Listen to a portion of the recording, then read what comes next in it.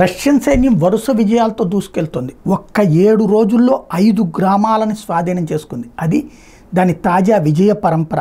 The Russian defence ministry announced the capture of 2 more villages in Ukraine's Donetsk region.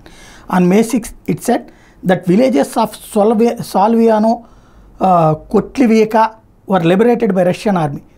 The reports come just a day after Russian forces claimed to have sieged Ochretna near Avadvika. War bloggers said that 4 villages were captured by Russia in just 7 days, while Kotlivka was reportedly seized on May 4th. Kislivka was captured on May 5th, and Russian forces took over Soluva last week. ఇది ఓవరాల్గా అతి తక్కువ వ్యవధిలో 1000 మంది ఉక్రేనియన్ల ప్రాణాలు తీసి మొత్తం 4 విలేజెస్ని అయితే స్వాధీనం చేసుకుంది. వరుసపెట్టి అంటే అది దూసుకుపోతూ ఉంటే ఉక్రెయిన్ సైన్యం ఆ ప్రాంతాల నుంచి పారిపోతుంది. దాంతో సామాన్యులే తిరగబడితే ఆ సామాన్యులు బలైపోతున్నారు.